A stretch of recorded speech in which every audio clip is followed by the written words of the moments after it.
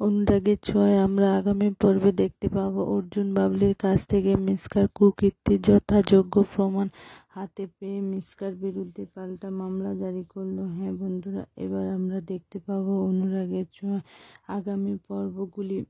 দিব্যা সূর্যের কেসটা কোর্টে উঠল, সবাই কোর্টে যাওয়ার জন্য তৈরি হয়ে যায়। অপরদিকে অর্জুন দেখতে পায় তার ড্রয়ারে কিছু গুরুত্বপূর্ণ কাগজপত্র নেই, সেগুলো কোথায় খুঁজে পাচ্ছে না। তাই সে চিৎকার করতে থাকে আর তন্ন তন্ন করে খুঁজতে থাকে।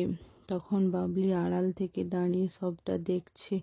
এরপর উর্মি আসে অর্জুনদাকে ডাকতে কোর্টে যাওয়ার জন্য। অর্জুন বেরিয়ে যাবে করে, তখন বাবলি অর্জুনকে ডেকে বলে, কাকাই তোমাকে কিছু বলার আছে। তখন অর্জুন বলে, কি হয়েছে বাবলি? কিছু কি হয়েছে তোমার?